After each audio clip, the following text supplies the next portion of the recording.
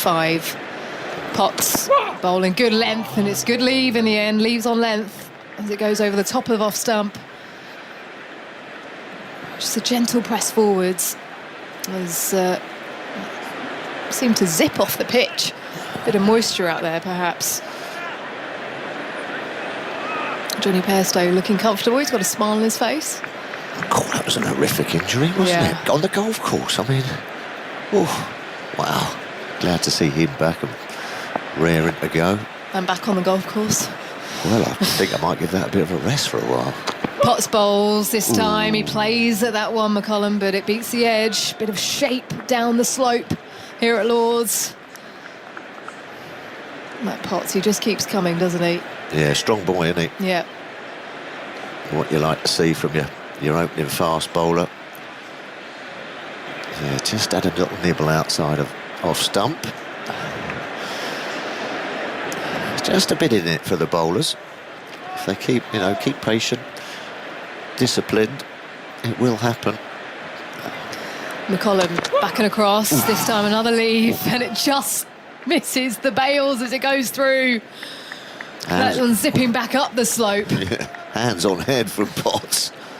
He's bowled nicely there. He's sort of done him with a couple of way shapers and then just looked to tail that one in. And you're right, did that go over? Oh, over the top line. That's a good leave. Yeah, well, don't want to be doing that all day long. If I was Potts, I'd be going a little bit fuller on this occasion. Just over the top, a middle and off by about an inch. Yeah, good bit of bowling. Testing times here for James McCollum. As he plays at this one, it's a lovely drive through the cover, slightly fuller, as we predicted, but McCollum is equal to it. That'll race away for 4, down the slope to the mound stand. He moves to 9, and that is the end of the 6 over, 19 for 1. Yeah, I'll be disappointed with that. Potts went searching a bit there. As you say, trying to push it up on McCollum, and to be fair, put away quite nicely, head over the ball, nice stride, and all you've got to do is get a bat down the hill here at Lord's and off it goes. Andy Balboni was Ireland's top scorer in the previous test between these two teams on this ground in 2019. He made a very fine 55 from 69 balls in Ireland's first innings. That was after England famously had been skittled by lunch on day one for 85. But the carnage didn't begin straight away. They got to 36 for 1 in the 10th before losing their last 9 wickets for 49. Tim Murtagh doing some damage that day. Jackie Leach to the rescue. Got 90, didn't he? Got 90. Here comes Broad from the pavilion end. Edged and taken. Zach Crawley to his left. That second slip, it's a diving catch. An excellent catch. And that is the end of the captain. Ireland 19 for 2. Balboni goes for a duck. Perfect delivery. Stuart Broad, we mentioned it last over. Just get it in that channel here at Lord's. Bit of a way shape. That's a cracking catch. Low to his left. Big bucket hands of Zach Crawley. Copping hold of that one. Beautifully bowled by Stuart Broad. Just teasing him. Is it going to come down the slope? Is it going to hold its line? It's so difficult when you're on naught or early on in your innings just to get over that initial sort of 20-ball period. And nice healthy edge to second slip. Bit of trouble now. Ireland 19 for 2. Broad on fire. Yeah, good start for Stuart Broad.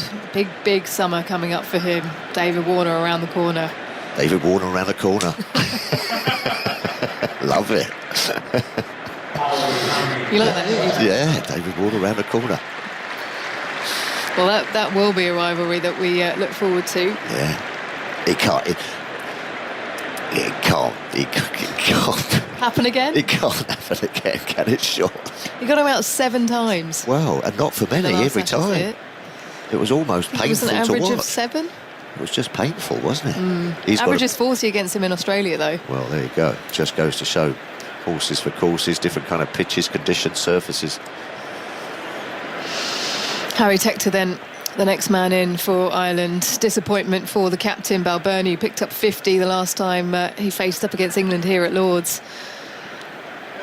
Huge disappointment, but that was good from Zach Crawley. He had to almost lose his legs, didn't he? quite a tall man. Yes, get them out of the way. I've done that a few times. Where have my legs gone?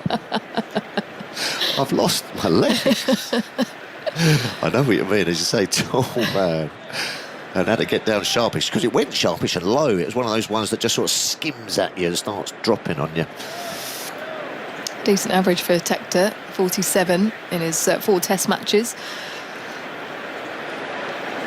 So 4 slips in play. There is a man around the corner at leg slip as well. Deep backward point, a man positioned at extra as Stuart Broad hustles in. He bowls, and that's left by Tector. That channel outside the line of off stump, good length. He just comes forwards and lets it go.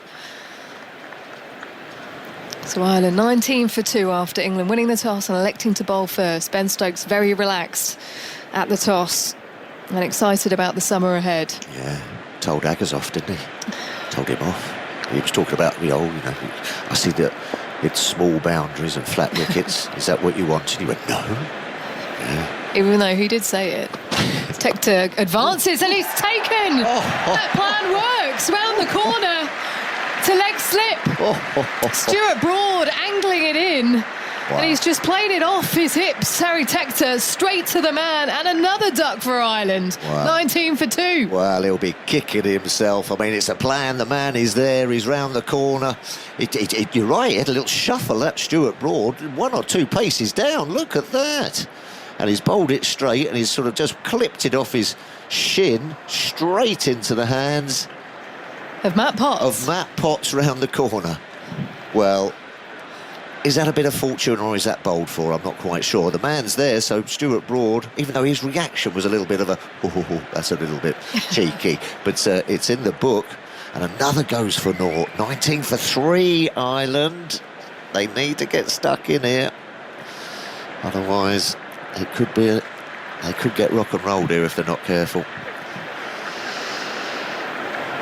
Tector disappears up the steps, the slow walk back through the long room, up into the dressing room, and that is pure disappointment here. Oh, it was always going to be tricky conditions here against England. Stuart Broad going well for knots and feeling good, comfortable. Good catch, actually. Yeah, it's very always good tricky catch. because you don't see it till the last moment, because usually you're sort of hidden behind the pad and the bat, and then all of a sudden it comes flying at you. Luckily, it was sort of like straight at Matthew Potts, and he copped it nicely. Pure reactions from there. You've got to be watching. You've got to be right on it to catch him around the corner. It's a big wicket for England. Big disappointment for Tector, and Ireland's been very good for them across formats. In just 6 test innings prior to this, he'd never been out for less than 18. 3 half centuries, and in one-day cricket 400s and an average over 50. So Ireland's key batter only lasted 2 balls. Yeah, it wasn't quite the Ben Stokes charge down the wicket, was it? But it was a couple of steps, a shuffle. Yeah, maybe Tuffers walked towards Stuart Broad with 2 steps with intent. Yeah, he's going to feel a little bit disappointed, as you say. You come to Lords, you just want to get over that initial sort of tricky period and try and get a few runs on the board. A couple of globes in the Irish side already. Well, here comes a man who knows all about this ground, Paul Stirling. This is pretty much his home, or has been his home, playing for Middlesex.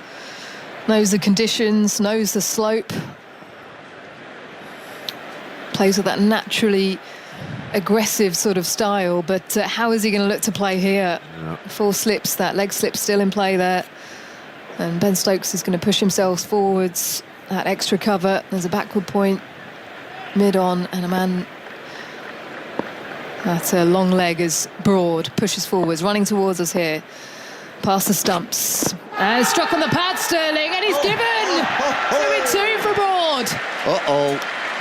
He's going to consult with his partner at the other end. McCollum's just been watching all of this unfold, and he's decided to review. Got to. Did I hear a little schnick on it or something? Not quite sure. I mean, it looked, again, playing around that front pad. Confirm on-field decision out, LBW, and TV umpire to director. We have a player review for LBW. Confirm it's a fair delivery. Can you show me the front on spin decision, please? You're hearing the voice of Kumar Dharmasena, the 3rd umpire.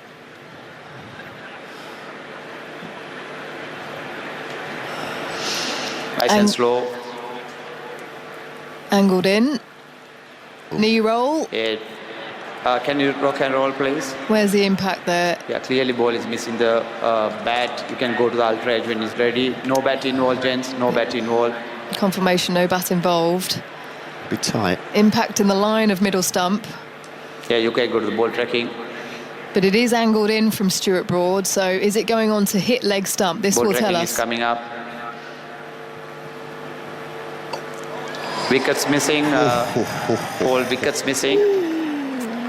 Can you go to the on-field umpire? You can make your decision now.